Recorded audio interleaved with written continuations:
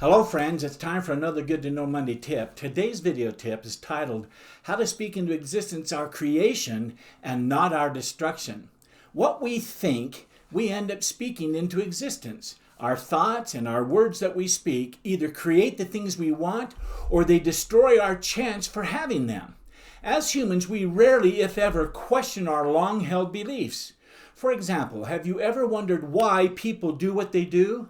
Have you ever wondered why you did what you've done and then realized later that you shouldn't have done it? Well, the fact is, all our actions and behaviors are the result of our beliefs influencing our thoughts, which of course generate our feelings, and they produce our actions and behaviors, and thus our results. Whatever we do, it is born out of our conscious and unconscious belief that our action will either lead to pleasure or away from pain. So, if we want to create long-term and consistent change in our behaviors, we must change the beliefs that are holding us back, beliefs that are limiting us from becoming who we really truly can be and want to become. In other words, who we are truly meant to be.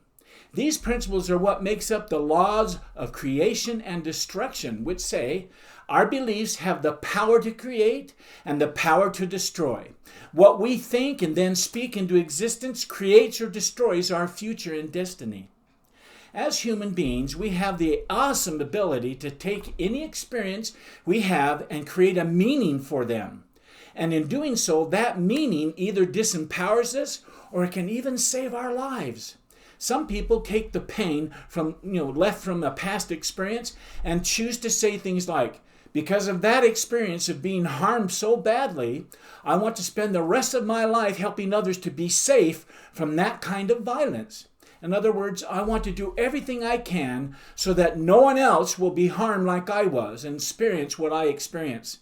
Such is their newfound belief, and it's now creating the world they not only want for themselves, but for others too.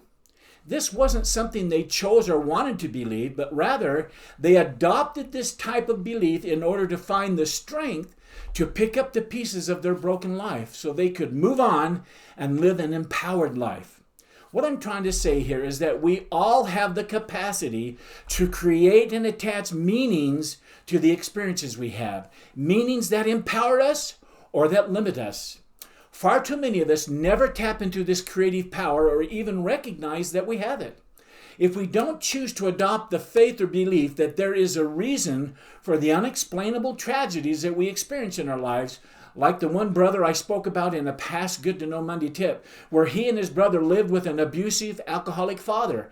Unlike his older brother, the younger brother chose to follow his own path and not let his father's abuse dictate his future. He gave a different meaning to that abuse than his older brother did. And so the younger brother created a life of happiness and meaning for himself. If we don't believe in this power to change our meanings we give to such experiences, then we will destroy our capability to truly live a life of empowerment.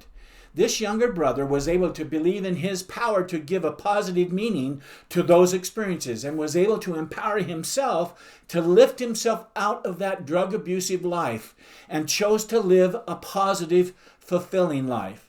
The absolute necessity for us to be able to create meaning out of life's most painful experiences is all around us. People have these kinds of experiences every day.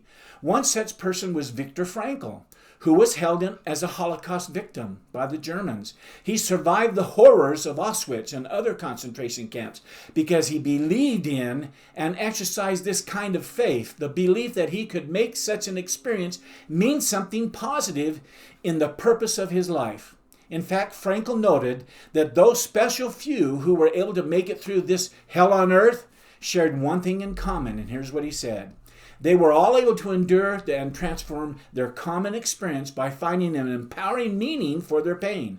They chose to make it mean something that empowered them to continue on living.